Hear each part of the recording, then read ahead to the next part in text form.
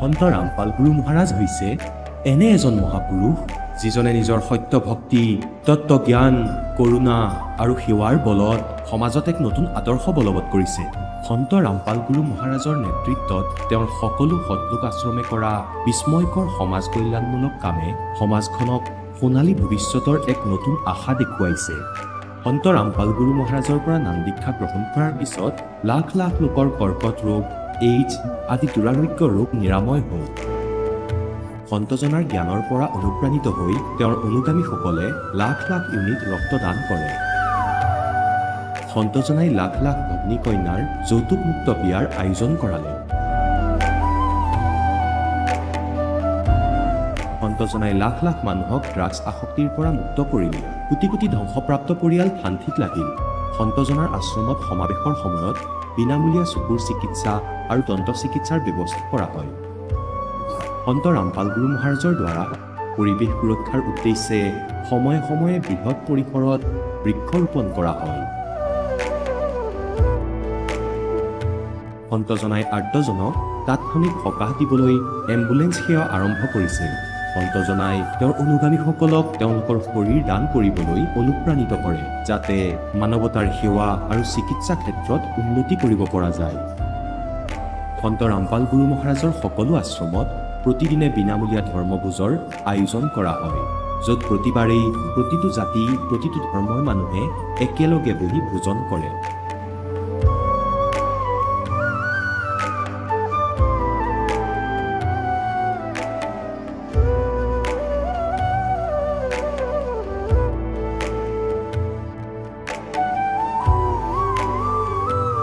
সন্ত ৰামপাল গুৰু মহাৰাজৰ আশ্ৰমত সহস্ৰাধিক বৃদ্ধ বৃদ্ধাই শ্ৰদ্ধা আৰু মৰমেৰে জীৱন যাপন কৰাৰ সুযোগ পায়। তেওঁলোকৰ থকা খোৱাৰ আৰু স্বাস্থ্যৰ সম্পূৰ্ণ দায়িত্ব সন্ত ৰামপাল গুৰু মহাৰাজে বহন কৰে।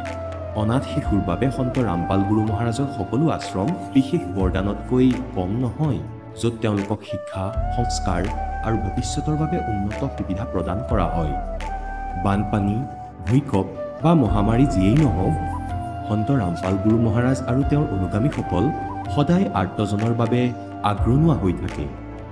কোভিড মহামাৰীৰ সময়ত সন্ত ৰামপাল গুৰু মহাৰাজৰ আশ্ৰমৰ পৰা কোটি কোটি লোকক খাদ্য, ঔষধ আৰু জীৱন ৰক্ষক সামগ্ৰী যোগান ধৰা হৈছিল। দুখীয়াক সকাহ কৰাই হওক বা যিকোনো শোষিত বা নিপীড়িত শ্ৰেণীৰ অধিকাৰ আৰু মৰ্যাদাৰ বাবে যুঁজ দিয়াই হওক, সন্ত ৰামপাল গুৰু মহাৰাজে সদায় তেওঁলোকৰ সকলো ন্যায্য দাবী চৰকাৰৰ ওচৰলৈ লৈ গৈছে আৰু তেওঁলোকক উপযুক্ত ন্যায় প্ৰদানৰ ক্ষেত্ৰত গুৰুত্বপূৰ্ণ ভূমিকা পালন কৰি আহিছে। সমাজত আধ্যাত্মিক আৰু সামাজিক মূল্যবোধৰ প্ৰতি সজাগতা অনাৰ প্ৰতিটো পদক্ষেপতে সন্ত ৰামপাল গুৰু মহাৰাজ মানৱতাৰ প্ৰকৃত সেৱক হিচাপে প্ৰমাণিত হৈছে। সন্ত ৰামপাল গুৰু মহাৰাজৰ জীৱনে আমাক শিকাইছে যে প্ৰকৃত সেৱা সেইটোহে যিটো নিস্বাৰ্থভাৱে কৰা হয়। আহক আমিও এই মহান সন্তজনৰ এই মহান সেৱাৰ কামত যোগ দিওঁ আৰু সন্ত ৰামপাল গুৰু মহাৰাজৰ পৰা নাম দীক্ষা লৈ আমাৰ জীৱন ধন্য কৰি তোলোঁ।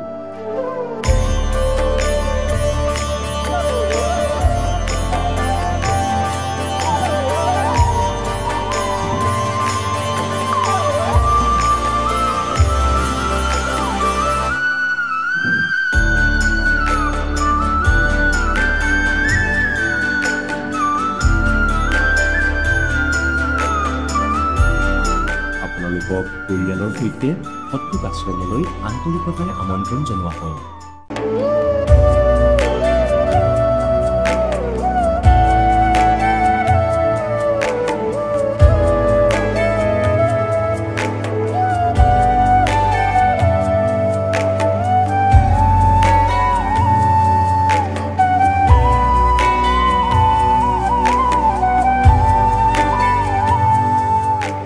নমস্কাৰ। হয়, নমস্কাৰ। আপোনাৰ শুভ নামটো? ৰাণু সূত্ৰধৰ। আপুনি ক'ৰ পৰা আহিছে? মই 6 নম্বৰ ৱাৰ্ড ঢেকীয়াজুলি, শোণিতপুৰ, অসমৰ পৰা আহিছোঁ। সন্ত ৰামপাল মহাৰাজৰ পৰা আপুনি নাম দীক্ষা কেতিয়া লৈছিল? মই নাম দীক্ষা 2023। তেখেতৰ পৰা নাম লোৱাৰ আগতে আপুনি পৰম্পৰাগতভাৱে কিবা ভক্তি সাধনা কৰিছিলনে? হয়, কৰিছিলোঁ। ঘৰত ঘৰুৱা হিচাপে লক্ষী আৰু হনুমানৰ, ইফালে গণেশ, এইবিলাকৰ পূজা কৰিছিলোঁ। ৰাজহুৱা হিচাপে দুৰ্গা পূজা, কালী পূজা সেইবিলাক কৰিছিলোঁ। বাইদেউ, আপুনি যিহেতু আপোনাৰ সমাজত প্ৰচলিত পৰম্পৰাগত ভক্তি সাধনা কৰি আছিল, আপুনি কি কাৰণত সন্ত ৰামপাল মহাৰাজৰ পৰা নাম দীক্ষালৈ ভক্তি সাধনা কৰিব লগা হ'ল? ছাৰ, এদিন মই ৰাস্তাৰ কাষত থিয় হৈ থকা অৱস্থাত এদিন ভকতে জ্ঞান গংগা কিতাপখন মোক সুধিলে যে বাইদেউ কিতাপ এখন ল'ব নেকি? মই কৈছোঁ কি কিতাপনো? এয়া পঢ়কচোন, আপুনি এই কিতাপখন লওক। ইয়াতনো কি আছে? ইয়াত ব্ৰহ্মা বিষ্ণু মহেশ্বৰৰ মা দেউতা কোন, তেওঁৰ দুৰ্গাৰ মা দেউতা কোন, আপুনি জানিব পাৰিব। তে মোক ইহঁতৰ আকৌ সংসাৰ আছে নেকি? ইহঁতে নিজে নিজে দেখোন প্ৰকট হয়, ইহঁতৰ মা দেউতানো ক'ত আছে? তাৰপিছত নহয়, আপুনি এইখন পঢ়ক। তাৰপিছত মই বাৰু দিয়ক, পঢ়ি চাওঁ। কিতাপখন মই 20 টকা দি ৰাখিলোঁ। ৰখাৰ পিছত মই বহুত কথা মই জানিব পাৰিলোঁ। যেতিয়া মই কিতাপখন পঢ়ি শেষ কৰিলোঁ, শেষ কৰাৰ পিছত মই কৈছোঁ এতিয়াতো মোৰ শ্ৰীমদ ভাগৱত গীতা মোৰ ঘৰত নাই, মই কাৰ লগতনো মিলাম এইখিনি? এদিন কি কৰিলোঁ, নেটৰ পৰা মই মোবাইলত গীতা সোমোৱাই আনি মই মিলালোঁ। মিলোৱাৰ পিছত ঠিকেই শ্ৰীকৃষ্ণই অৰ্জুনক কৈছে, অৰ্জুন তুমি তেওঁৰ চৰণত যোৱা, তেওঁৰ চৰণত গ'লে জন্ম মৃত্যুৰ পৰা সাৰিবা। জন্ম মৃত্যুৰ পৰা সাৰিবলৈ হ'লে তুমি তত্ত্বদৰ্শী সন্তৰ চৰণত যাব লাগিব। তাৰপিছত মই কৈছোঁ এইটো দেখোন বৰ ভাল কথা, ইমান ধুনীয়া কথা। মই মিলাই চালোঁ, চাই পেলাই মোৰ খুব ভাল লাগিলে। এনেকৈ মই পঢ়িলোঁ। পঢ়াৰ পিছত জ্ঞান লাভ কৰিলোঁ, খুব ভাল লাগিল পঢ়িখন। তাৰপিছত মই ভাবিছোঁ এতিয়া মোৰ গুৰুদেৱৰ মই চৰণত কেনেকৈ যাম? হাৰিয়ানা, মই দুখীয়া মানুহ, যাবলৈ মোৰ পইচা নাই, কেনেকৈ যাম? তাৰপিছত এদিন আৰু ঘপককৈ ৰেলি গ'ল। ৰেলি যোৱাৰ পিছত আমি যিখন কিতাপ জ্ঞান গংগা পঢ়িছিলোঁ, এই কিতাপখনতে মানে ভগৱানৰ ছবি আছে। ছবিত ৰেলিত লৈ মানে ছবিটো ডাঙৰকৈ লৈ ঘূৰাইছে। তাৰপিছত ওলাই পেলাই চাইছোঁ দেখোন আমাৰ ভগৱানেই দেখোন। তাৰপিছত আৰু খবৰ কৰিলোঁ। খবৰ কৰাৰ পিছত মই পালোঁ আৰু এয়া পোৱাৰ পিছত দীক্ষা আমি তিনিওটাই ল'লোঁ। ল'ৰায়ো ল'লে, আমি পতি পত্নী দুজনীয়ে ল'লোঁ। লোৱাৰ পিছত আজি আমি খুব সুখী। আপুনি যিহেতু সন্ত ৰামপাল গুৰুমাজৰ জ্ঞান গংগা নামৰ পুথিখন অধ্যয়ন কৰি জ্ঞান বুজি তেখেতৰ শৰণাগত হৈ বৰ্তমান ভক্তি সাধনা কৰি আছে। আমি বিভিন্ন ছ'চিয়েল মিডিয়া প্লেটফৰ্মত সন্ত ৰামপাল গুৰুমাজৰ ভক্তসকলৰ যেতিয়া অনুভৱ শুনো, তেওঁলোকে কয় যে সন্ত ৰামপাল গুৰুমাজৰ পৰা দীক্ষা লোৱাৰ পিছতে বিভিন্ন প্ৰকাৰে লাভ পায়। আপুনি সন্ত ৰামপাল গুৰুমাজৰ পৰা দীক্ষা লোৱাৰ পিছত কেনেধৰণৰ লাভ পাইছে? হয়, ময়ো বহুত লাভ পাইছোঁ। আমাৰ ভকতজীৰ আগতে বৰ বেয়া বেয়া সপোন দেখিছিলে। মাক বাপেক ভায়েক ককায়েক ঢুকোৱাৰ পিছত ৰাতি আহে, সপোনত আহি পেলাই মাতে। এওঁ আকৌ বোবাই ধৰা নিচিনা চিঞৰি থাকে, বুলি চিঞৰি থাকে। মই আকৌ মাতোঁ, কি হ'ল কি হ'ল? তাৰপিছত কি একো নাই। মানে ঘামি জামি উঠি বহি যায়। বহাৰ পিছত কয় মোক মা দেউতা চবেই মোক মাতিছে, উঠিলি নাই, দেৰি হৈছে, ৰাতিপুৱা হৈছে, কামত নাযাওঁ নেকি? এনেকৈ মানে চিঞৰে, ব'ল যাওঁ। তেনেকৈ সপোন দেখিছিলে।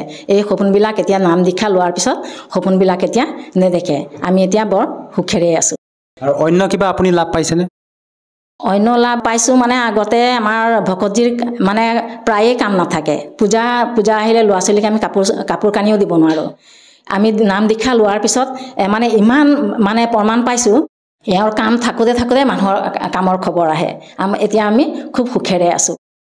বাইদেউ, আপুনি আমাৰ দৰ্শকসকলৰ সন্মুখত আপোনাৰ অনুভৱ ব্যক্ত কৰিছে যে আপুনি আপোনাৰ মানুহজনৰ যি সমস্যা আছিলে, বেয়া বেয়া সপোন দেখি থকা, সেই সমস্যাৰ পৰা পৰিত্ৰাণ পাইছে, লগতে আপুনিও বিভিন্ন প্ৰকাৰে লাভ পাইছে। যিহেতু আমাৰ অসমতো বিভিন্ন আধ্যাত্মিক শ্ৰদ্ধালু গুৰু আছিল, সেইসকলৰ কাষলৈ গৈও ভক্তি সাধনা কৰা হ'লে আপুনি নিশ্চয় উপকৃত হ'লে হয়। আপুনি যে সন্ত ৰামপাল গুৰুমাজকে গুৰু হিচাপে ধাৰণ কৰিলে। মই গীতা যেতিয়া মোবাইলত সোমোৱাই আনিলোঁ, সোমোৱাৰ পিছত যেতিয়া দেখিছোঁ এই গছজোপা, ওলোটা গছজোপা যে সম্পূৰ্ণ গছজোপাৰ মানে সম্পূৰ্ণ ভাঙি পাতি আমাৰ ৰামপাল মহাৰাজে ক'ব পাৰিছে, অন্য গুৰুৱে ক'ব পৰা নাছিলে। আমি যে উল্টা ভক্তি কৰিছোঁ, মোৰ মানে মনত মানে এটা সত্য বোলা বস্তুটো মোৰ ভিতৰত জাগি উঠিছে। আৰু সন্ত আছে, সাধু আছে, গুৰু আছে, বহুত আছে। কিন্তু শ্ৰীমদ ভাগৱতত যি আমাৰ গুৰুদেৱে ৰামপাল মহাৰাজে কৈছে ওম তৎসৎ, এই তিনিটা সাংকেতিক আছে। এইটো অৰ্থ ভাঙি যোনে ক'ব পাৰে তেওঁহে মানে সত্য সন্ত। মই কিছুমান কথা মিলাই মই তেওঁৰ চৰণত গৈছোঁ। আৰু আপুনি যিহেতু সন্ত ৰামপাল গুৰুমাজৰ জ্ঞান বুজি তেখেতৰ সৎভক্তি বৰ্তমান আপুনি কৰি আছে আৰু বিভিন্ন প্ৰকাৰে আপুনি লাভো পাইছে, সেই কথা আপুনি নিজে ব্যক্ত কৰিলে।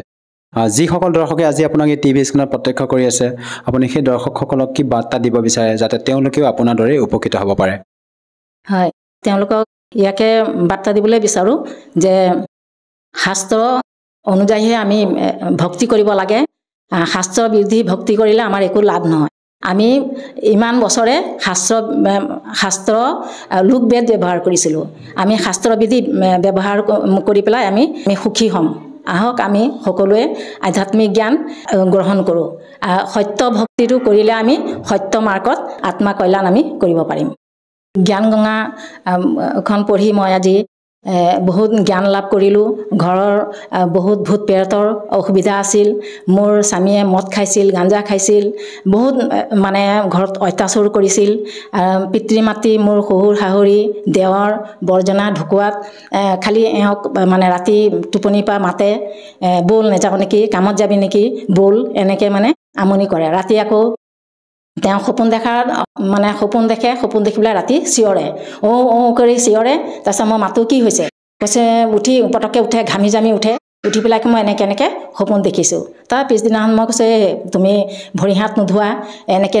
নীতি নিয়ম নকৰা নীতি নিয়ম কৰিবা ৰ'বা আজি মই হৰে কৃষ্ণ হৰে ৰাম ৰাম ৰাম হৰে হৰে বুলি লিখি মই বিচনা তলত থলোঁ পিছদিনাখন আকৌ মানে আকৌ সপোন দেখে হৰে কৃষ্ণটো মানা নাই তাৰপিছত মই এই জ্ঞান গংগাখন ৰাখিছিলোঁ মোক চো আজি এইখনকে লৈ পেলাই শোৱা বালিচৰ তলত তাৰপিছত সেইদিনাখন তেওঁ মোক চো এনে আজি প্ৰথমৰ পৰা তুমি পঢ়ি যোৱাচোন পঢ়াচোন বাৰু পঢ়িলে মানে সিদিনাখন কামত নগ'ল ৰাতিপুৱা আমাৰ ভাগৰি গৈছে ৰাতি সপোন দেখি পেলাই পিছদিনাখন ৰাতিপুৱা গোটেই কিতাপখন পঢ়ি পিছত কৈছে মোৰ গাত কিবা ভাৰী ভাৰী লাগি আছিলে কিবা গধুৰ লাগি আছিলে মোৰ আজি কিবা গাটো মোৰ মানে লঘু হৈ গৈছে একদম বহুত আৰাম পাইছোঁ বুলি কৈছে তাৰপিছত ৰাতি আৰু কিতাপখন জ্ঞান গংগাখন বালিচৰ তলত হোৱাৰ পিছত মানে আজিলৈকে মানে সপোন নেদেখা হ'ল তাৰপিছত মই কৈছোঁ তেনেহ'লে হেৰি কৰা কেনেকৈ ল'বা এতিয়া আমি নাম ল'ব লাগিব দুখীয়া মানুহ কেনেকৈ আমি এতিয়া ল'ম তেনে গুৰু চৰণত আহিলোঁ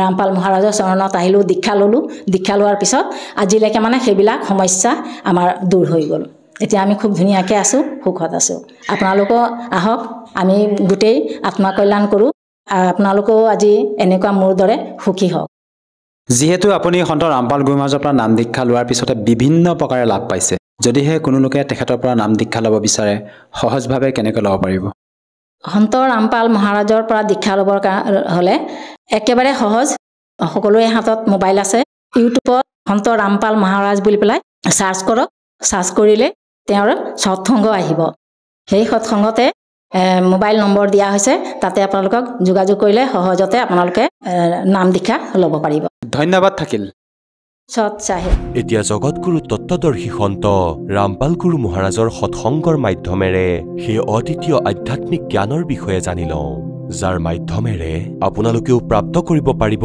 এনেকুৱা আধ্যাত্মিক মানসিক আৰু ভৌতিক সুখ যি এতিয়ালৈকে কেৱল আপোনালোকে মীৰাবাই ধ্ৰুৱ প্ৰহ্লাদ আদি কেইজনমান ভক্তৰ জীৱন কথাতহে শুনিছে এতিয়া শুনক তত্ত্বদৰ্শী সন্তৰ সৈতে শাস্ত্ৰ অনুকূল ভক্তি সৎসংগ এনেকুৱা অদ্বিতীয় আধ্যাত্মিক জ্ঞান যাৰ প্ৰমাণ আছে সকলো ধৰ্মৰ সকলো পবিত্ৰ শাস্ত্ৰত मूल ज्ञान जो बार है पढ़ी बिजली पीढ़ी हंस वंश नीतर ही 33 अरब ज्ञान हम बाखा मूल ज्ञान गुप्त ही राख्या गोए राख्या गोए मन गुप्त मूल ज्ञान तुम तब लग छुपाई जब लग 12 पंथ मिटाई এতিয়া ইয়াত দেখুৱাইছো আপোনালোকক 134 পৃষ্ঠাত সকলোবোৰ নিৰ্ণয় দি ৰাখিছে পৰমাত্মাই কবিৰ বাণী 134 পৃষ্ঠা এতিয়া ইয়াত কোৱা হৈছে 13 বংশ 12টো আছিল যি এই কালৰ জালত থাকি গৈছিল প্ৰথম বংশ উত্তম এয়া হৈছে নাৰায়ণ মানে চূড়ামণিজী দ্বিতীয় জাগু তৃতীয় আকৌ চতুৰ্থ আকৌ পঞ্চম এতিয়া ইয়ালৈ আহি যাওঁ 12 বংশ 12 গৰিদ্দাস চাহেবৰ बर में वंश प्रगट हो उजियारा মানে 12 পন্থত মোৰ মহিমাৰ বাণীৰ পৰাই মই আকৌ উজ্জ্বল হওঁ ক্লিয়াৰ নহব তেওঁলোকৰ और कहते 13 में वंश मिटे सकल अंधियारा ओए होए 13 নম্বৰ বংশত আহিব মোৰ দাহ কোৱা হয় সকলো ঐক্যতা এৰুৱাই দিব এওঁ सब मिटे सकल अंधियारा और एती दगा काल समाई और तत् बिंदु की टेक रह जाई কালে ইমান খেলি মেলি কৰিব তথাপিও তত্ত্ব জ্ঞানৰ অস্তিত্ব থাকি যাব অৰ্থাৎ সেই সময়লৈকেহে ইয়াক লুকুৱাই ৰাখিব লাগিব ইয়াত 13 বংশ এই দাহৰ পিনেই সংকেত দিছে বুজি পাইছে 13 में वंश मिटे सकल अंधियारा এতিয়া সকলো খেলি মেলি সকলো ঐক্যতা তৰি যাব नौमन सूत उरजिया ऋषि रहे जखमारे सतगुरु ऐसा सुलझा दे उलझे न दूजी बारे। এতিয়া আপোনালোকক যি প্ৰসংগ দাসে প্ৰমাণ কৰিব বিচাৰিছিল যে পৰমাত্মা যেতিয়া আহে তেতিয়া তেওঁ এনেধৰণৰ লীলা কৰে আৰু সেই লীলা কোনে কৰিছিলে কবিৰ পৰমেশ্বৰজীয়ে যাৰ পেটে গুণগান কৰে। परमात्मा ने कहा था वेद मेरा भेद है पर मैं ना वेदन के माही और जौन वेद से मैं मिलूं ये वेद जानते नहीं। বেদে মোৰ মহিমাৰ গুণগান কৰি আছে আৰু ব্ৰহ্মৰ উৎপত্তি মই কৰিছো আৰু এই বেদে মোৰ মহিমাই বঢ়াই আছে। আপোনালোকক আৰু অলপ বেদ দেখুৱাই আছো এতিয়া। পুণ্যাত্মাসকল আমি পৰমাত্মাক জানিব লাগিব। এয়া চাওক ঋগ্বেদ, এয়া ঋগ্বেদ হয়। এয়া দেখুৱাই আছো ক'ৰ পৰা হয়। এয়া ইয়াৰ পৰা প্ৰকাশিত হয়। প্ৰকাশক পণ্ডিতা ৰাকেশ ৰাণী আৰু ইয়াৰ পৰা ছপোৱা হৈছে। প্ৰধান কাৰ্যালয় বেদ মন্দিৰ মহাত্মা বেদ বিষ্ণু সেৱাশ্ৰম, লেখ ৰামনগৰ ইব্ৰাহিমপুৰ, মুখমেলপুৰ দিল্লী দয়ানন্দ সংস্থান। ইয়াত 10ম মণ্ডল নম্বৰ 10 আৰু সুপ্ত নম্বৰ 49 প্ৰথম মন্ত্ৰতেই লিখা আছে। এয়া চাব ঋগ্বেদ মণ্ডল নম্বৰ 10 সুপ্ত নম্বৰ 49। এয়া 49ৰ প্ৰথম মন্ত্ৰ। এই প্ৰথম মন্ত্ৰত লিখা আছে পৰমাত্মাই কৈছে মই স্তুতি কৰাসকলক যি সত্য সাধনা কৰে তেওঁলোকক সনাতন ঐশ্বৰ্য নিবাস যোগ লোক মুক্তি তথা জ্ঞান প্ৰদান কৰোঁ। মই স্তুতি কৰাসকলক সনাতন ঐশ্বৰ্য মানে যি সদায় থাকে কেতিয়াও নাশ নহয়, মোক্ষ নিবাস যোগ লোক মানে সত লোক, পূৰ্ণ মুক্তি তথা জ্ঞান প্ৰদান কৰোঁ। অহম ব্ৰহ্ম প্ৰণৱম মই ব্ৰহ্ম নহয়, মই ব্ৰহ্মক উৎপন্ন কৰিলোঁ। ইয়াত বেদ লিখি দিলে। ব্ৰহ্মৰ অৰ্থ বেদ নহয়, ৰজাৰ অৰ্থ বিধান নহয়, সংবিধান নহয়। মই ব্ৰহ্মক উৎপন্ন কৰোঁ, কালৰ উৎপত্তি মই কৰোঁ ব্ৰহ্মৰ। আৰু যি বেদত মহিমা আছে সেই বেদে মোৰ মহিমাৰ বৃদ্ধিয়েই কৰে। যজ্ঞদান সৎসংগ কৰা লোকক সৎমাৰ্গত আদেশ কৰাজন ময়েই হয়। অৰ্থাৎ তোমালোকক পথো ময়েই দেখুৱাওঁ যি মোৰ শৰণলৈ আহে। আৰু বেদে মোৰ মহিমাৰেই গুণগান কৰি আছে। আৰু এতিয়া কি কোৱা হয় এয়া সকলোবোৰ প্ৰমাণ হৈ গ'ল যে কবিৰ পৰমাত্মা বেদত লিখা আছে যে পৰমাত্মাই কয় যে মোৰ ৰহস্য আছে বেদত সম্পূৰ্ণ আৰু ব্ৰহ্মৰ উৎপত্তি ময়েই কৰিলোঁ কালৰ। আৰু এই কথাই মই নিজৰ সেই সূক্ষ্ম বেদত 600 বছৰ আগতেই কৈছিলোঁ যে বেদ মেৰা ভেদ হে মে না বেদন কে মাহি। মানে এই বেদত মোৰ পোৱাৰ বিধি নাই কিন্তু মহিমা মোৰেই আছে সকলো। এতিয়া এইটা আকৌ সেই টপিকলৈকে আহে যে আদৰণীয় গৰীবদাস চাহেবৰ যি বাণী প্ৰকট হ'ল তেওঁ ইয়াৰ পূৰ্তি কৰে। কবিৰ সাগৰতো লুকাই নাথাকিলে এই কথা। তেওঁ কৈছিলে যে ৰামানন্দজীয়ে কৈছিলে নহয়, দূত শব্দ মাজতহে আছিল। তেওঁৰ জ্ঞাত নাছিল যে কোন আছিল, ভগৱানে পঠোৱা কোনো দূত আহিছিল। তেওঁ কৈছিল যে কুমাৰী গাইক হাত বুলাই দিয়া। তেন্তে ইয়াত ৰামানন্দজীয়ে কৈছিল যে তেওঁক কবিৰ সাগৰ লিখা আছে যে পোৱালীজনী যাক হাৰ গৰুৱে চোৱা নাই সেইজনী গায়না যি আনটাচ হয়, কুমাৰী হয়। আৰু ইয়াত কি কয় গৰীবদাসজীয়ে शिव उतरे शिवपुरी से अवगत बदन विनोदे मैं के कमल खुशी बहे लिया ईस को गोदे। সেই পৰমাত্মাক কোলাত লৈ লৈছিল ভগৱান শিৱজীয়ে। শিৱ নামি আহিছিল শিৱপুৰীৰ পৰা নামি আহে আৰু তাতে সেই শিশুক কোলাত লৈছিল। नजर नजर से मैं गई किया ईस प्रणामे धन मोमन धन पूर्णा ये धन काशी निकाम।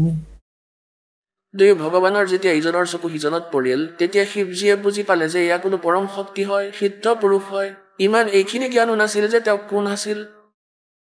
আকৌ যেতিয়া পৰমাত্মাই আদেশ দিলে ক'লে শংকৰ ভগৱানক যে এনেধৰণে কোৱা যে এজনী কুমাৰী গাই আনা আৰু তাৰ ওপৰত আপুনি আপোনাৰ হাতখন বুলাই দিব।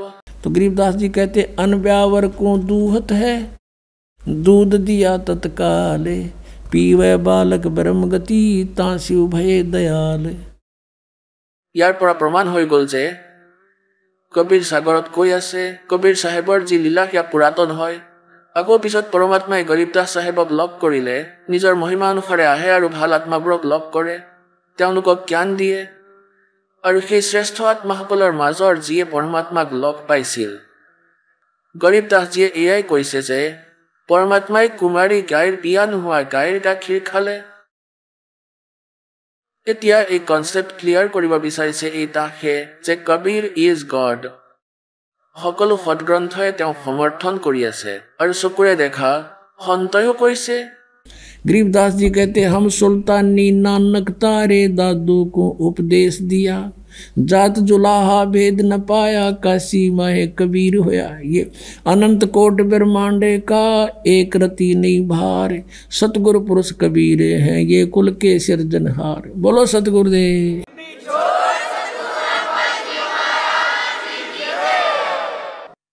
परम पिता परमात्मा पूर्ण ब्रह्म সৰ্বসৃষ্টিৰ ৰচক কুল মালিক কবিৰ পৰমেশ্বৰ দেৱ আমাৰ সকলো আত্মাৰ পিতা হয়।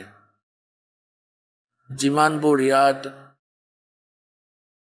21 ব্ৰহ্মাণ্ডৰ অন্তৰ্গত আত্মা আছে এই সকলো সেই পৰমেশ্বৰ কবিৰ দেৱৰ আত্মা হয়। এতিয়া ইয়াত আমি কালৰ লোকত আছো।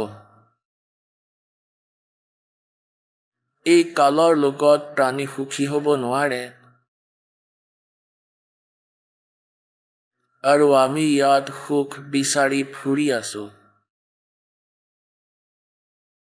যাৰ ওচৰত ধন নাই তেওঁ বিচাৰে যে মই ধনৱান হৈ যাওঁ, সুখী হৈ যাম। যাৰ ওচৰত সন্তান নাই তেওঁ ভাবে মোৰ সন্তান প্ৰাপ্তি হ'লে মই সুখী হৈ যাম।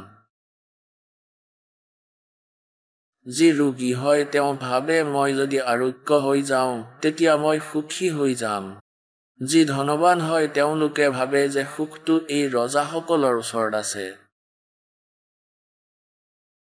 আৰু ৰজাসকলে ভাবে যে সুখটো স্বৰ্গতহে আছে। স্বৰ্গৰ দেৱতা ইন্দ্ৰ, স্বৰ্গৰ ৰজা যি হয় তেওঁ ভাবে যে সুখটো ব্ৰহ্মা বিষ্ণু আৰু মহেশ্বৰৰহে আছে, আমাৰ সুখ নাই। আৰু ব্ৰহ্মা বিষ্ণু মহেশ্বৰৰতো সুখ একেবাৰেই নাই। উদাহৰণস্বৰূপে যেনেদৰে ভগৱান শ্ৰী বিষ্ণুজীৰ অৱতাৰ শ্ৰী ৰামচন্দ্ৰজী ৰজা দশৰথৰ ঘৰত জন্ম লৈ অযোধ্যাত প্ৰকট হৈছিল। তেওঁৰ পিছত বিবাহ হৈছিল, বিবাহ হওঁতেই বনবাস হৈছিল, বনবাসত থাকোঁতেই তেওঁৰ ধৰ্মপত্নীৰ অপহৰণ হ'ল, পাছত যুদ্ধ হ'ল, 12 বছৰলৈকে যুদ্ধ হ'ল। যুদ্ধটো 2-4 ঘণ্টাৰেই বহুত হৈ যায়। ইয়াৰ পাছত ৰাৱণক বধ কৰি সীতাজীক ঘৰলৈ লৈ আহিলে। কিছু দিনৰ পাছত, কিছু বৰ্ষৰ পাছত কাৰোবাৰ ব্যংগত সীতাজীক পৰিত্যাগ কৰি দিলে। নিজৰ ধৰ্মপত্নীৰ যি গৰ্ভৱতী আছিল স্বয়ং এঠাইত থাকিলে, সন্তান আন এঠাইত থাকিলে। গতিকে ইয়াৰ পৰা সিদ্ধ হ'ল যে সেই বিষ্ণুদেৱৰো ইয়াত সুখ নামৰ কোনো বস্তু নাই। আকৌ সেই বিষ্ণুদেৱৰে অৱতাৰ শ্ৰীকৃষ্ণৰ ৰূপত জেলত জন্ম ল'লে, মামা শত্ৰু হৈ গ'ল। কেতিয়াবা জৰাসন্ধ, কেতিয়াবা শিশুপাল, কেতিয়াবা পুতনা, কেতিয়াবা কেশী আদিৰ দ্বাৰা মৰোৱাৰ চেষ্টা অব্যাহত ৰাখিলে। অৱশেষত ভগৱানে মথুৰাক ত্যাগ কৰিলে। সমুদ্ৰত গৈ এটা দ্বীপত শৰণ ল'লে। তাত এখন দুৱাৰৰ নগৰ বনাই সকলো সেনাক তাতেই ৰাখি বাকী জীৱন তাতেই ব্যতীত কৰিলে। তাৰ উপৰিও শেষ সময়ত কি হ'ল, ভগৱান শ্ৰীকৃষ্ণজীৰ 56 কোটি তেওঁৰ বংশ হৈ গৈছিল 56 কোটি নাতি পুতি পুত্ৰ আত্মীয় স্বজন আৰু এই সকলোৱে শ্ৰীকৃষ্ণজীৰ সন্মুখতেই মৃত্যু প্ৰাপ্ত কৰিলে নিজৰ মাজতেই যুদ্ধ হৈ গ'ল দুৰ্বাসাজীৰ অভিশাপত আৰু শ্ৰীকৃষ্ণজীৰ সন্মুখতেই গোটেই কুল নাশ হৈ গ'ল কি সেই প্ৰাণী সুখী হ'ব পাৰিব যাৰ সন্মুখতেই সকলোৰে মৃত্যু হৈ যায় ইয়াত পৰমাত্মা কবিৰ পৰমেশ্বৰজীয়ে আমাক মনত দিয়ে भजन करो उस रब का जो दाता है कुल सबका भजन करो उस रब का जो दाता है कुल सबका সেই পৰমেশ্বৰ ভক্তি কৰা যি সকলোৰে মালিক হয় সকলোৰে দাতা হয় শ্ৰীমদ ভাগৱত গীতাৰ অধ্যায় নম্বৰ 15 শ্লোক 1 পৰা 4 লৈকে কোৱা হৈছে ওপৰত যি মূল শিপা আছে তলৰ 3 গুণ ৰূপী শাখা থকা এয়া ওলটাকৈ ওলমি থকা সংসাৰ ৰূপী বৃক্ষ হয় ওপৰৰ যি মূল যি শিপা আছে সেয়া ধৰি লোৱা পৰম অক্ষৰ ব্ৰহ্ম হয় পূৰ্ণ পৰমাত্মা হয়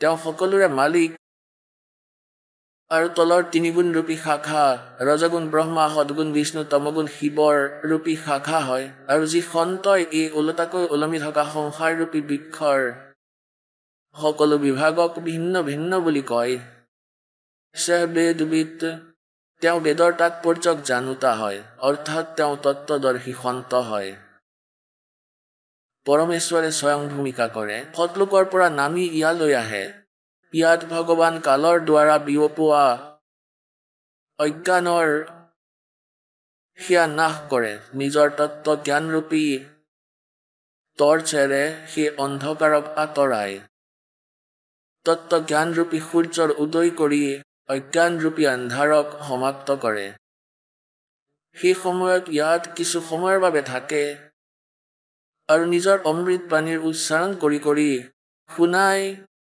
जी पिछत लिपिबद्ध करवा है परमेश्वर ने कहा था अक्षर पुरुष एक पेड़ है निरंजन वाकी डार और तीनों देवा शाखा हैं ये पात रूप संसार जी अंश माटिर बाहिरत देखा जाए गछर সেই অংশক মাটিৰ ওপৰৰ সকত অংশক কাগজ বুলি কোৱা হয় আৰু শিপা লুকাই থাকে গুপ্ত হৈ থাকে তেন্তে মূল মালিকটো গুপ্ত হৈ থাকে লুকাই থাকে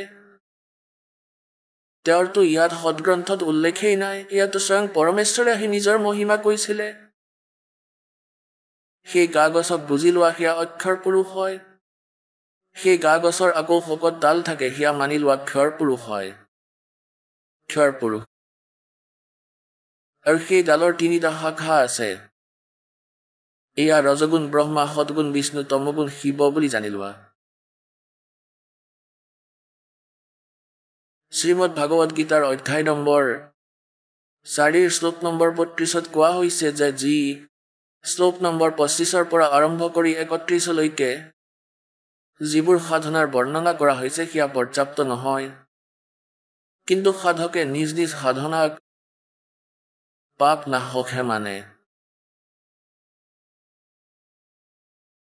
এই প্ৰকাৰৰ যজ্ঞৰ বিস্তাৰ সহকাৰে বৰ্ণনা আছে সচিদানন্দ ঘন ব্ৰহ্মৰ বাণীত ব্ৰহ্মণী মুখে অৰ্থাৎ সচিদানন্দ ঘন ব্ৰহ্মই স্বয়ং আহি নিজ মুখে মুখ কমলৰে সেই তত্ত্ব জ্ঞানক কৈছে যাক পৰম অক্ষৰ ব্ৰহ্মৰ বাণী বুলি কোৱা হয় সেই বাণীত যি বিস্তাৰভাৱে কোৱা হৈছে ইয়াক জনাৰ পাছত পূৰ্ণ ৰূপেৰে কৰ্মবন্ধনৰ পৰা প্ৰাণী মুক্ত হৈ যায় গীতাজীৰ অধ্যায় নম্বৰ 4 শ্লোক নম্বৰ 34ত কোৱা হৈছে যে সেই তত্ত্ব জ্ঞানক যি পৰমেশ্বৰে স্বয়ং আহি কৈছে কোনো তত্ত্বদৰ্শী সন্তৰ ওচৰলৈ গৈ বুজি লোৱা তেওঁক দণ্ডৱত প্ৰণাম কৰিলে কপট এৰি প্ৰসন্ন কৰিলে সেই তত্ত্বদৰ্শী সন্তই তোমাক সেই পৰমাত্মাৰ তত্ত্বৰ জ্ঞান দিব ইয়াৰ পৰা এটা সিদ্ধ হ'ল যে সেই গীতাৰ জ্ঞানদাতাও সেই তত্ত্ব জ্ঞানেৰে অপৰিচিত হয়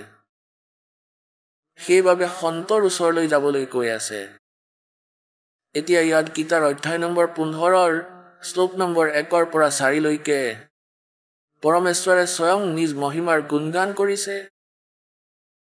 अक्षर पुरुष एक पेड़ है, निरंजन वा की डार, सरपुरुष जिसको कहते हैं सरपुरुष वा की डार, और तीनों देवा शाखा हैं ये पात रूप संसार। গীতাৰ অধ্যায় নম্বৰ 15 শ্লোক নম্বৰ 4 কোৱা হৈছে যে সেই তত্ত্ব জ্ঞানৰ প্ৰাপ্তিৰ পিছত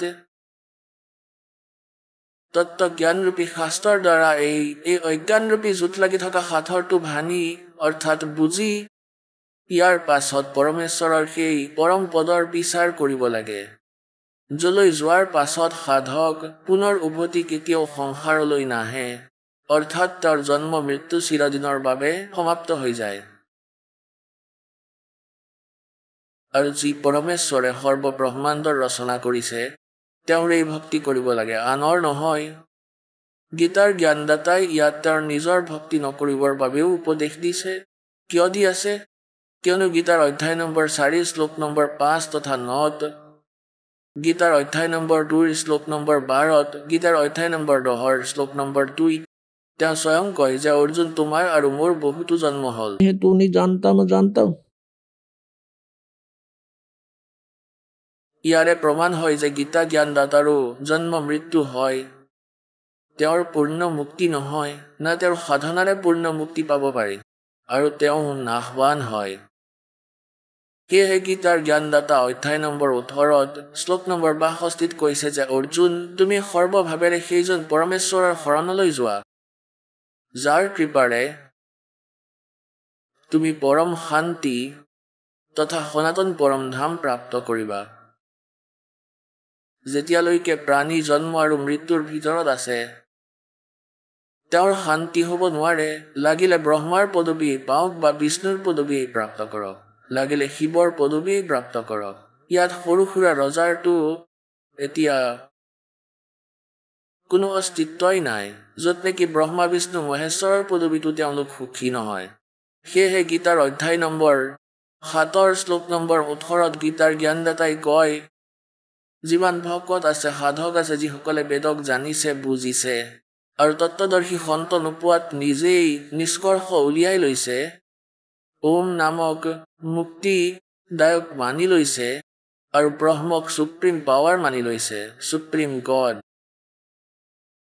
এই ভুলৰ বাবেই এই উদাৰ আত্মা সৎ আত্মা এই জ্ঞানী আত্মা হয়তো ভালেই সৎ হয়, কিন্তু মোৰ জন্তু অনুত্তম স্থিত হয়।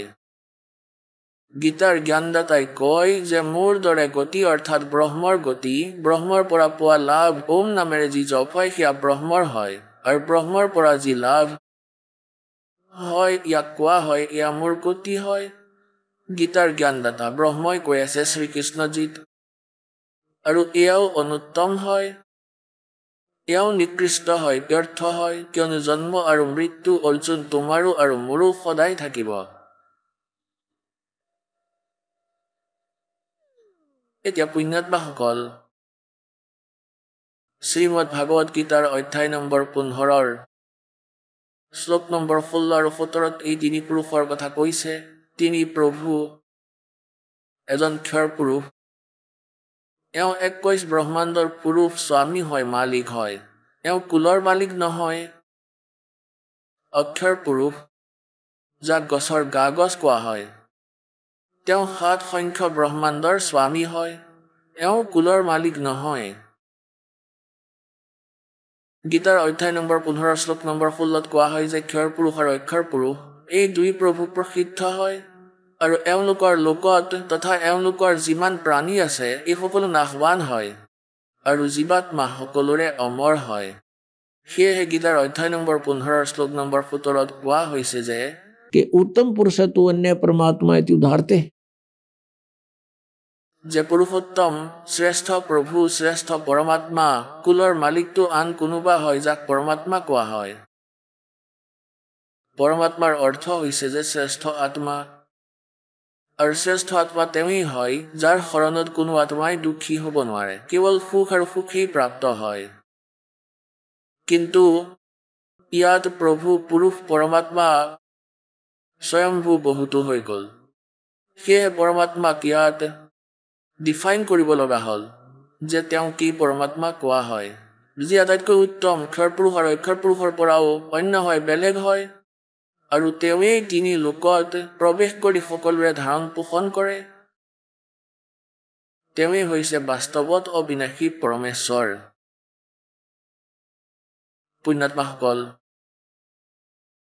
আমি সকলোৱে কৈছিলো যে ভক্তি কৰি লোৱা ভাই যিকোনো সন্তই বা পন্থত বা কোনো গ্ৰন্থত আমি পঢ়িছিলো সকলোৱে প্ৰেৰণা কৰিছিলে যে ভগৱানৰ ভক্তি কৰা ভাই মনুষ্য জীৱন বাৰে বাৰে প্ৰাপ্ত নহয় পৰমাত্মাৰ ভক্তি কৰিব লাগে মনুষ্য জীৱনৰ মুখ্য উদ্দেশ্যই হৈছে ভক্তি কৰা কিন্তু আমি এয়া জনা নাছিলো যে আমি কোনজন ৰামৰ ভক্তি কৰিব লাগে कौन से प्रभु की हम भक्ति करें গীতাজিৰ অধ্যায় নম্বৰ 4 শ্লোক নম্বৰ 33ত কোৱা হৈছে যে অৰ্জুন দ্ৰব্যময় যজ্ঞতকৈ জ্ঞান যজ্ঞ শ্ৰেষ্ঠ হয় দ্ৰব্যময় যজ্ঞ হৈছে যি ধনেৰে যেনেকৈ কোনোবাই ভোজ পাতি দিয়ে কোনোৱে আকৌ শ্ৰাদ্ধ কৰি দিয়ে বা কৰবাত ধৰ্মশালা বনাই দিয়ে বা কৰবাত মন্দিৰ বনাই দিয়ে আৰু কৰবাত অনাথ আশ্ৰম খুলি দিয়ে কোনোবাই কুঁৱা বা পুখুৰী খান্দি দিয়ে গতিকে ইয়াত কৈছে যে এই প্ৰকাৰে যি চকু মুদি নোচোৱাকৈ বিনা জ্ঞানেৰে তুমি পুণ্য কৰা এইবোৰ কৰাৰ আগতে ইয়াৰ বিষয়ে জ্ঞান থাকিব লাগে অৰ্থাৎ জ্ঞান যজ্ঞ শ্ৰেষ্ঠ হয় সন্তৰ সৎসংগ শুনা আৰু জ্ঞান বুজি লৈ যেনেকৈ সন্তই কয় যেনেকৈ গ্ৰন্থই এলাও কৰে যিসমূহ আমাৰ গ্ৰন্থসমূহত প্ৰমাণিত আছে সেই ধৰণে তুমি দান পুণ্য কৰিলে লাভদায়ক হবা অন্যথা নহয় গতিকে পুণ্যাত্মাসকল আমি আমাৰ সৎ গ্ৰন্থক আধাৰ মানি নিজ সাধনা কৰিব লাগিব আৰু তেতিয়াহে আমি সফল হ'ম অন্যথা পৰমাত্মাৰ মন্ত্ৰৰ যিকোনো পৰমাত্মাৰ সৎগ্ৰন্থৰ বাণীক আপুনি মনত ৰাখক বা চৰ্চা কৰি থাকক বাৰে বাৰে ইয়াৰ অধ্যয়ন কৰিব ইয়াৰে মুক্তি নহ'ব অন্য ফলহে প্ৰাপ্ত হ'ব কিন্তু সেই ফল অস্থায়ী হয় মুক্তিদায়ক নহয় আৰু ইয়াৰে মনুষ্য জীৱনৰ উদ্দেশ্য পূৰ্ণ নহয় গতিকে সৰ্বপ্ৰথমে আমি জ্ঞান শুনিব লাগিব যে কোনজন পৰমাত্মাৰ ভক্তি কৰোঁ যেনেকৈ গীতাৰ জ্ঞানদাতাই কয় তুমি সৰ্বভাৱেৰে সেই তৎব্ৰহ্মৰ শৰণলৈ যোৱা তৎব্ৰহ্ম অৰ্থাৎ সেইজন পৰমাত্মাৰ শৰণলৈ যোৱা সেই পৰমাত্মাৰ শৰণলৈ যোৱা গীতাৰ জ্ঞানদাতাই অধ্যায় নম্বৰ 7 শ্লোক নম্বৰ 29ত কৈছে যে মই যি জ্ঞান দি আছো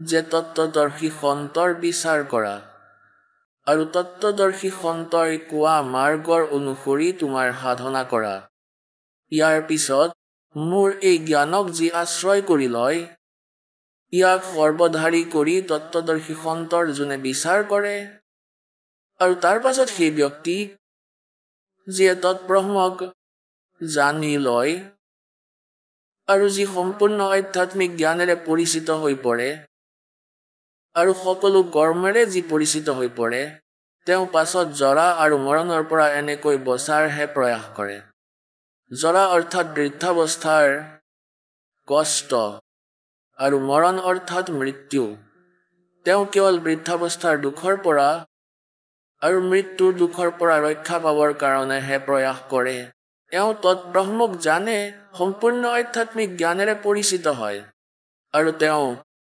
সকলো কৰ্মৰে পৰিচিত হয় তেতিয়া গীতা জ্ঞানদাতাক অৰ্জুনে প্ৰশ্ন কৰিলে গীতাৰ অধ্যায় নম্বৰ 8 শ্লোক নম্বৰ 1 যে কিম তৎ ব্ৰহ্ম কিম অধ্যাত্ম কিম ক্ৰমচয় পুৰুষোত্তম।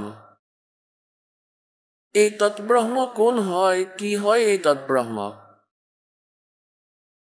আৰু কি এয়া আধ্যাত্মিক হয়, আৰু এই সকলো কৰ্মৰ জ্ঞান মোক দিয়ক। এতিয়া আপোনালোকে শুনিলে জগতগুৰু তত্ত্বদৰ্শী সন্ত ৰামপাল গুৰু মহাৰাজৰ মংগল প্ৰবচন। আহক এতিয়া শুনো ভগতসকলৰ অনুভৱ, যিসকলে সন্ত ৰামপাল গুৰু মহাৰাজৰ প্ৰমাণিত জ্ঞানৰ পৰা প্ৰভাৱিত হৈ নাম দীক্ষা লৈ বহুতো লাভ প্ৰাপ্ত কৰিলে। নমস্কাৰ। নমস্কাৰ ছাৰ। কি নাম আপোনাৰ? পুষ্পা সিং। ক'ৰ পৰা আহিছে আপুনি? ঝাৰখণ্ডৰ পৰা। মই আপোনাৰ পৰা এইটো জানিব বিচাৰিম যে সন্ত ৰামপালদেৱ মহাৰাজৰ পৰা আপুনি কেতিয়া নাম দীক্ষা ল'লে? 2011 4 মাৰ্চত। সন্ত ৰামপালদেৱ মহাৰাজৰ পৰা নাম দীক্ষা লোৱাৰ আগতে আপুনি কিবা ভক্তি সাধনা কৰিছিলনে? হয়, কৰিছিলোঁ। হিন্দু ধৰ্ম অনুসৰি দেৱী দেৱতাৰ ভক্তি কৰিছিলোঁ। সেই অনুসাৰে আমি চলিছিলোঁ, কিন্তু কোনো লাভ পোৱা নাছিলোঁ। কি ভক্তি সাধনা কৰিছিল আপুনি? দেৱী দেৱতাৰ ভক্তি, যেনে শংকৰ, ভগৱান হনুমান দেৱ। ব্ৰত ৰাখিছিলনে? হয়, ৰাখিছিলোঁ। যেনেকৈ ঘৰৰ মানুহে যেতিয়া কৈছিলে ৰাখিছিলোঁ। আপোনাৰ পৰা এইটো জানিব বিচাৰিম যে আপুনি সন্ত ৰামপালদেৱ মহাৰাজৰ পৰা নাম দীক্ষা কিয় ল'লে? কি কাৰণ হ'ল যে আপুনি সন্ত ৰামপালদেৱ মহাৰাজৰ পৰা নাম দীক্ষা ল'ব লগা হ'ল? ইয়াৰ পিছত এইটোৱেই কাৰণ ছাৰ যে হঠাৎ 2010ত মোৰ স্বাস্থ্য একেবাৰে বহুত বেয়া হৈ গৈছিলে, যি কাৰণে আমাৰ ওপৰত বহুত হঠাৎ 2010 মে' মাহত মোৰ গা বেয়া হৈ গৈছিলে। ৰাতি 12 বাজিছিলে, হঠাৎ মোৰ অৱস্থা বহুত বেয়া হৈ গৈছিলে। জিভাখন বাহিৰলৈ ওলাই গৈছিলে আৰু চুলি নিজে নিজে সৰি যাব ধৰিছিলে আৰু চকু বেকা হৈ গৈছিলে। তেতিয়া মোৰ হাজবেণ্ডে ভাবিলে যে কি হৈ গ'ল, হঠাৎ তাইৰ কি হ'ল। যেতিয়া সিদিনা পাৰ হ'ল, তাত যি ফ্লেটত আছিলোঁ তাত যি এজন মেম্বাৰ আছিলে, তেওঁ ক'লে ভূতৰ বাধা আছে, যি কাৰণে তাতে যিসকল তান্ত্ৰিক থাকে মুছলিম ধৰ্মৰ, তেওঁক মাতিলে। তেতিয়া তেওঁ একো কৰিব নোৱাৰিলে। য'ত নেকি মানুহে কয় যে হনুমান চালিচা পঢ়িলে ভূত প্ৰেত পলাই যায়, এনেকুৱা একোৱেই নহ'ল। কাৰণ আমি জানো যে যেতিয়া মোৰ ওপৰত ভূত প্ৰেতৰ বাধা আহে, তেতিয়া হনুমান দেৱৰ যি কিতাপ সেয়া মোৰ হাতত দি দিছিলে। মই হনুমান দেৱৰ কিতাপ হাতত লৈ পঢ়িছিলোঁ, কিন্তু একো নহৈছিলে। আৰু মোৰ একেবাৰে চকু ঘূৰি যায় আৰু চুলি একেবাৰে অট'মেটিক খুলি যায়। গতিকে মোৰ ঘৰৰ মানুহ বহুত চিন্তাত পৰি গৈছিলে, একেবাৰে বহুত নিৰাশ হৈ গৈছিল, যাৰ কাৰণে তেওঁলোকে বহুত দুখৰ সন্মুখীন হ'বলগীয়া হৈছিল। মা দেউতাই বহুত কান্দি আছিলে, কাৰণ মই ঘৰৰ ডাঙৰ ছোৱালী আছিলোঁ, যাৰ কাৰণে নেকি তেওঁলোকে বহুত ঠাইত মোক দেখুৱাবলৈ চেষ্টা কৰিছিলে। কিছুদিনলৈকেতো ঠিকে থাকোঁ, কিন্তু লাভ নহয়। যেতিয়া হাজাৰিবাগত ভাল নহ'লোঁ, তাৰ পাছত মোৰ গাঁও হ'ল আৰা জিলা। কিবা কিবি তান্ত্ৰিকক তাতে মোক দেখুৱালে, দেৱী দেৱতাসকলক মন্দিৰত, হনুমান দেৱ, কালী সকলো ঠাইতে গ'লোঁ, কিন্তু তাতেও একো নিবাৰণ নহ'ল। তাৰপাছত তাৰ পৰা যেতিয়া উভতি আহিলোঁ, মোৰ মাৰ ঘৰ জমছেদপুৰত হয়, তালৈ গ'লোঁ। তাত নৱৰাত্ৰি মোৰ মাহঁতে পালন কৰি আছিলে, কিন্তু একো লাভ নহ'ল। অট'মেটিক নৱৰাত্ৰিৰ দিনাই মোৰ সম্পূৰ্ণ 9-10 ভূত প্ৰেতৰ বাধা হ'ল, এনেকুৱা লাগিছিল। তাৰপাছত মোৰ মায়ে বহুত ভয় খালে। তাৰপাছত এজন মুছলিম ধৰ্মৰ তান্ত্ৰিকৰ ওচৰলৈ লৈ গ'ল। তাৰপাছত গম পালোঁ যে মোৰ ভিতৰত 7, 8, 9, 10টা ভূত আছে। গতিকে যাৰ বাবে তাত কিছুদিনলৈকেতো ঠিকে থাকিলোঁ, 1-2 মাহলৈ। তাৰপাছত মোৰ তাতেই আৰম্ভ হ'বলৈ ধৰিলে। তাৰপাছত আকৌ 2011ত মোৰ ফেব্ৰুৱাৰী মাৰ্চত মোৰ গা হঠাৎ আকৌ বেয়া হৈ গ'ল, কাৰণ 26 জানুৱাৰী 2011ত নেশ্যনেল গেম হৈ আছিলে ৰাঁচীত। সেইবাবে তাত মই কোচৰ কাম কৰি আছিলোঁ। মোৰ হঠাৎ গা বেয়া হৈ গ'ল, যাৰ বাবে মোৰ মায়ে মোক তৎক্ষণাত জামছেদপুৰলৈ লৈ গ'ল। মোৰ তাতে গা বেয়া হোৱাৰ কাৰণে তান্ত্ৰিকৰ ওচৰলৈ লৈ গ'ল।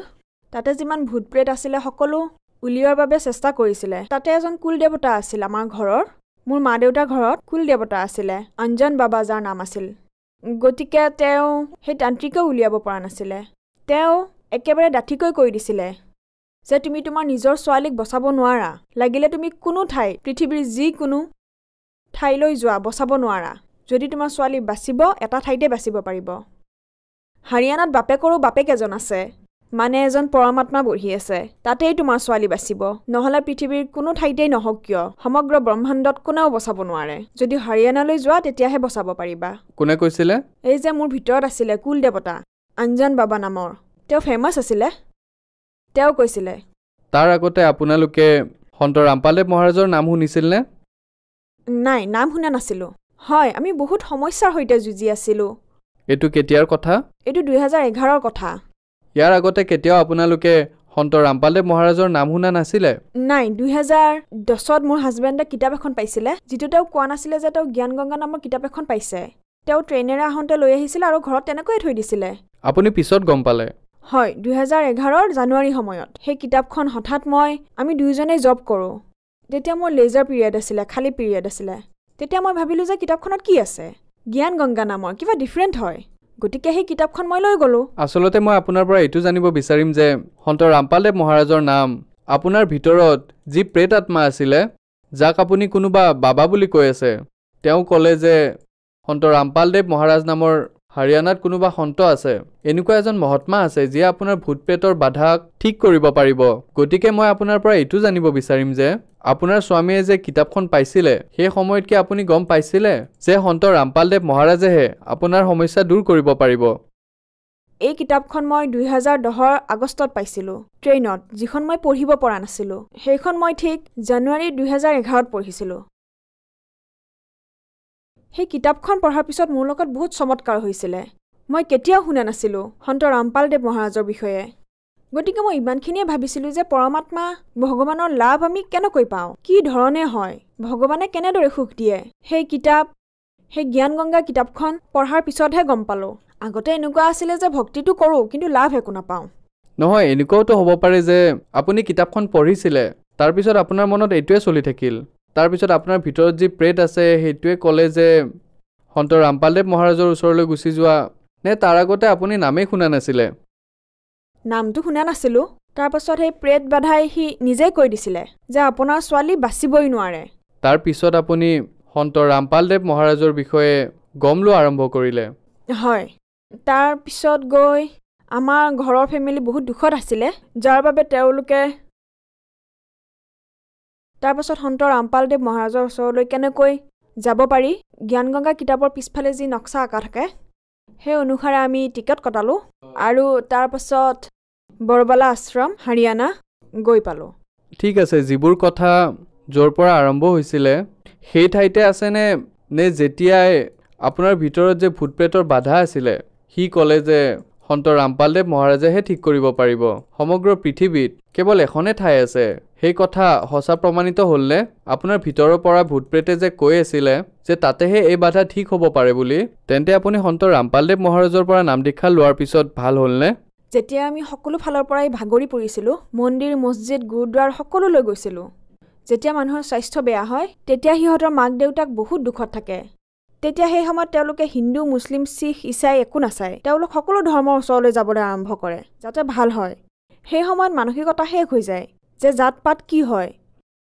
যেতিয়া আমি সন্ত ৰামপালদেৱ মহাৰাজৰ শৰণলৈ গ'লোঁ তেতিয়া মোৰ যি ভূত প্ৰেতৰ বাধা আছিলে যাৰ বাবে বহুত চিন্তাত পৰিছিলোঁ সেয়া সন্ত ৰামপালদেৱ মহাৰাজৰ শৰণলৈ যোৱাৰ পিছতেই নাম দীক্ষা লোৱা মাত্ৰেই আশীৰ্বাদ লোৱা মাত্ৰেই মই প্ৰথমবাৰেই দৰ্শন কৰিছিলোঁ এইটোও নাজানিছিলোঁ যে সন্ত ৰামপালদেৱ মহাৰাজ মানে তেওঁ কোন হয় মানে যেতিয়া আমি তালৈ গ'লোঁ যেতিয়া আমি সকলো আশ্ৰম গৈ পালোঁ তাত ভৰি থওঁতে পৰিৱেশটো বেলেগ যেন লাগিল এখন বেলেগ পৃথিৱী এনেকুৱা লাগিল যেন এই দুখৰ সংসাৰৰ পৰা ওলাই যেতিয়া সতলোক আশ্ৰম গৈ পালোঁ তেতিয়া এনেকুৱা লাগিল যেন এয়া এক শান্তিৰে ভৰা এক পৃথিৱী যি মই মৰম সেই পৃথিৱীত নাপালোঁ সেয়া সতলোক আশ্ৰমত পালোঁ আত্মীয়তা আৰু সন্ত ৰামপালদেৱ মহাৰাজৰ ওচৰলৈ যোৱাৰ পিছতেই মোৰ ভূত প্ৰেতৰ যি বাধা আছিলে সেয়া সন্ত ৰামপালদেৱ মহাৰাজৰ দয়াত সেয়া একেবাৰে সম্পূৰ্ণৰূপে ভাল হ'ল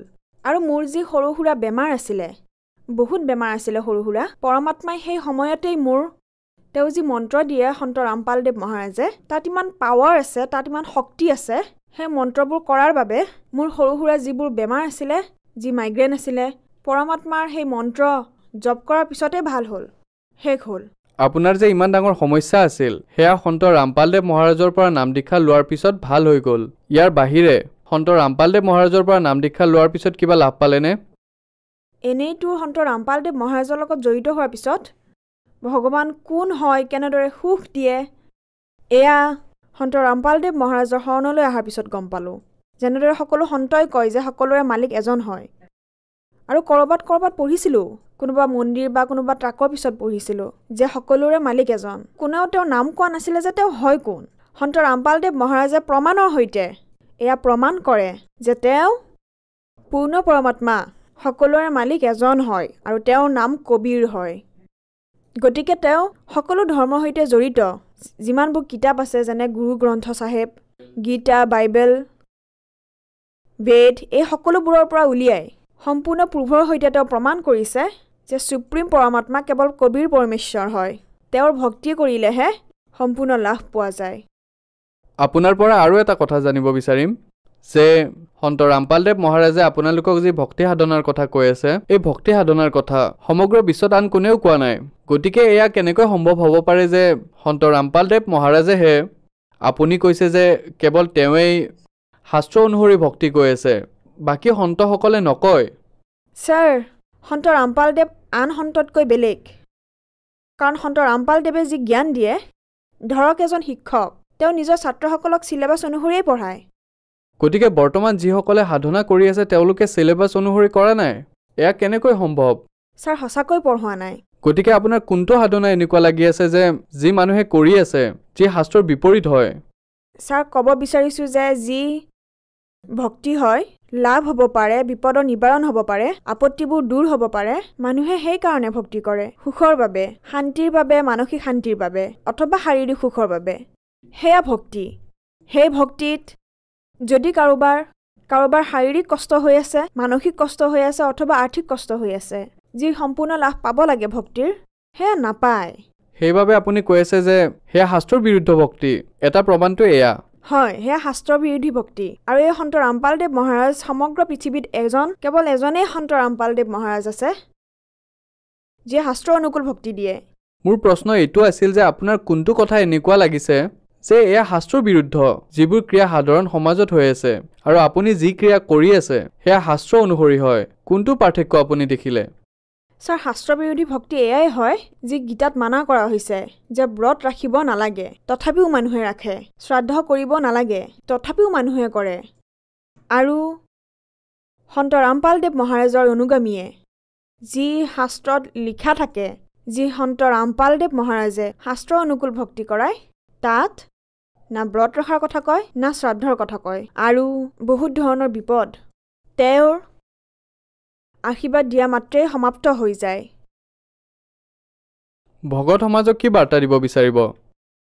ভগত সমাজক বাৰ্তাটো দিব নোৱাৰোঁ, কেৱল প্ৰাৰ্থনা জনাব পাৰোঁ যে পৃথিৱীত পৰমাত্মা সন্ত ৰামপালদেৱ মহাৰাজৰ ৰূপত আহিছে হাৰিয়ানালৈ। সোনকালে আহক আৰু তেওঁৰ পৰা নাম দীক্ষা লওক আৰু নিজৰ কল্যাণ কৰাওক। আৰু কিবা ক'ব বিচাৰিব নেকি সন্ত ৰামপালদেৱ মহাৰাজৰ বিষয়ে? সন্ত ৰামপালদেৱ মহাৰাজ সেইজন সন্ত হয় যেনে এজনী যদি ছোৱালী জন্ম পায় তেতিয়া বহুত মানুহ দুখী হৈ যায়। গতিকে সন্ত ৰামপালদেৱ মহাৰাজৰ অনুগামীয়ে না যৌতুক লয় না যৌতুক দিয়ে। সন্ত ৰামপালদেৱ মহাৰাজৰ বিচাৰধাৰাৰে যি অনুগামীসকলে না যৌতুক লয় না দিয়ে, তেওঁলোক বহুত সুখী, কিয়নো তাত 1 টকাও না যৌতুক লোৱা হয় না দিয়া হয়। সেইকাৰণে আজিকালি ছোৱালী মাক দেউতাকৰ কাৰণে বোজা নহয়। যি চৰকাৰে কৰিব পৰা নাই, সেয়া সন্ত ৰামপালদেৱ মহাৰাজে নিজৰ সৎসংগৰ মাধ্যমেৰে, নিজৰ বিচাৰধাৰাৰ মাধ্যমেৰে সমাজত যি প্ৰচলিত বেয়াবোৰ আছে, নিচা, যৌতুক প্ৰথা আৰু বহুতো বেয়া যিবোৰ আছে, সেয়া সন্ত ৰামপালদেৱ মহাৰাজে দূৰ কৰি আছে। আপোনাৰ পৰিয়ালৰ আৰু কোন জড়িত হৈ আছে? মোৰ পৰিয়ালত মোৰ হাজবেণ্ড আৰু মোৰ ল'ৰা ছোৱালী। আপোনাৰ পৰিয়ালত এনেকুৱা কোনোবা সদস্য আছে নেকি যিয়ে আগতে নিচা কৰিছিলে আৰু সন্ত ৰামপালদেৱ মহাৰাজৰ পৰা নাম দীক্ষা লোৱাৰ পিছত নিচা এৰি দিলে? হয় ছাৰ, মোৰ হাজবেণ্ডে নিচা কৰিছিলে, কিন্তু তেওঁ সন্ত ৰামপালদেৱ মহাৰাজৰ শৰণলৈ যোৱা মাত্ৰেই কেৱল এদিনতে, যিদিনা আমি ফাৰ্ষ্ট দিনা যেতিয়া নাম দীক্ষা লৈছিলোঁ সেইদিনাই সন্ত ৰামপালদেৱ মহাৰাজৰ আশীৰ্বাদ মাত্ৰেই এটা ক্ষণতে সেই নিচা সমাপ্ত হৈ গ'ল। মাজে মাজেও নকৰে? নাই, তেওঁ কেতিয়াও নকৰে, না তেওঁ ইচ্ছা কৰে। আপুনি শিক্ষিত আপুনি মানে নেকি যে কেৱল এজন সন্তৰ আশীৰ্বাদতে তেওঁৰ ভক্তি কৰা মাত্ৰেই এজন ব্যক্তিয়ে নিচা এৰিব পাৰে ছাৰ সন্ত ৰামপালদেৱ মহাৰাজৰ বচনত শক্তি আছে যদি পূৰ্ণ সন্ত এজন পৃথিৱীলৈ আহে তত্ত্বদৰ্শী সন্তৰ ৰূপত কেৱল পৰমাত্মাইহে আহিব পাৰে তেওঁৰ শব্দ শক্তিত বহুত শক্তি থাকে গতিকে তেওঁৰ আশীৰ্বাদ মাত্ৰেই তৎক্ষণাত সেই নিচা সমাপ্ত হৈ গ'ল সেইদিনাৰ পিছৰ পৰাই 2011ৰ পৰা আজি 2020 হৈ গ'ল তেতিয়াৰ পৰাই নিচা কৰা নাই বহুত বহুত ধন্যবাদ সৎ সাহেব সন্ত ৰামপাল গুৰু মহাৰাজ হৈছে এনে এজন মহাপুৰুষ যিজনে নিজৰ সত্য ভক্তি তত্ত্ব জ্ঞান কৰুণা আৰু সেৱাৰ বলত সমাজত এক নতুন আদৰ্শ বলবৎ কৰিছে সন্ত ৰামপাল গুৰু মহাৰাজৰ নেতৃত্বত তেওঁৰ সকলো সৎলোক আশ্ৰমে কৰা বিস্ময়কৰ সমাজ কল্যাণমূলক কামে সমাজখনক সোণালী ভৱিষ্যতৰ এক নতুন আশা দেখুৱাইছে সন্ত ৰামপাল গুৰু মহাৰাজৰ পৰা নাম দীক্ষা গ্ৰহণ কৰাৰ পিছত লাখ লাখ লোকৰ কৰ্কট ৰোগ এইডছ আদি দুৰাৰোগ্য ৰোগ নিৰাময় হ'ল সন্তজনাৰ জ্ঞানৰ পৰা অনুপ্ৰাণিত হৈ তেওঁৰ অনুগামীসকলে লাখ লাখ ইউনিট ৰক্তদান কৰে সন্তজনাই লাখ লাখ ভগ্নী কন্যাৰ যৌতুকমুক্ত বিয়াৰ আয়োজন কৰালে সন্তজনাই লাখ লাখ মানুহক ড্ৰাগছ আসক্তিৰ পৰা মুক্ত কৰিলে কোটি কোটি ধ্বংসপ্ৰাপ্ত পৰিয়াল শান্তিত লাগিল সন্তজনাৰ আশ্ৰমত সমাৱেশৰ সময়ত বিনামূলীয়া চকুৰ চিকিৎসা আৰু দন্ত চিকিৎসাৰ ব্যৱস্থা কৰা হয় সন্ত ৰামপাল গুৰু মহাৰাজৰ দ্বাৰা পৰিৱেশ সুৰক্ষাৰ উদ্দেশ্যে সময়ে সময়ে বৃহৎ পৰিসৰত বৃক্ষৰোপণ কৰা হয় সন্তজনাই আৰ্তজনক তাৎক্ষণিক সকাহ দিবলৈ এম্বুলেন্স সেৱা আৰম্ভ কৰিছিল সন্তজনাই তেওঁৰ অনুগামীসকলক তেওঁলোকৰ শৰীৰ দান কৰিবলৈ অনুপ্ৰাণিত কৰে যাতে মানৱতাৰ সেৱা আৰু চিকিৎসা ক্ষেত্ৰত উন্নতি কৰিব পৰা যায় সন্ত ৰামপাল গুৰু মহাৰাজৰ সকলো আশ্ৰমত প্ৰতিদিনে বিনামূলীয়া ধৰ্মভোজৰ আয়োজন কৰা হয় য'ত প্ৰতিবাৰেই প্ৰতিটো জাতি প্ৰতিটো ধৰ্মৰ মানুহে একেলগে বহি ভোজন কৰে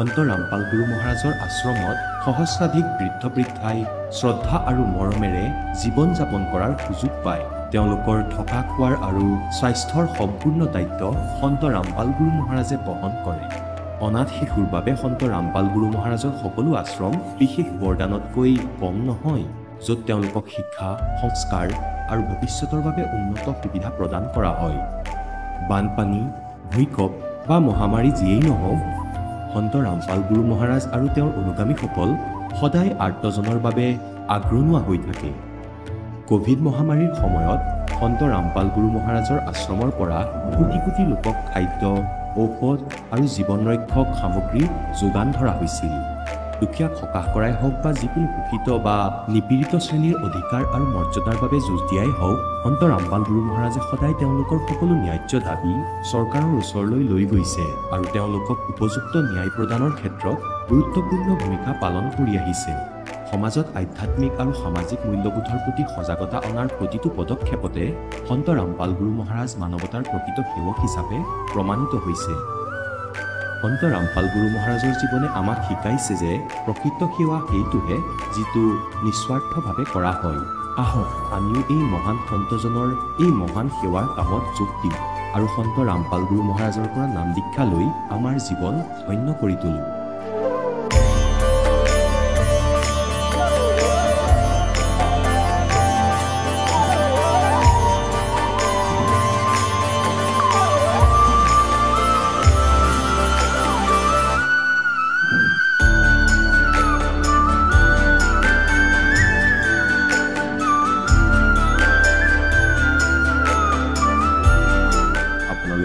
পৰিয়ালৰ সৈতে সৎলোক আশ্ৰমলৈ আন্তৰিকতাৰে আমন্ত্ৰণ জনোৱা হয়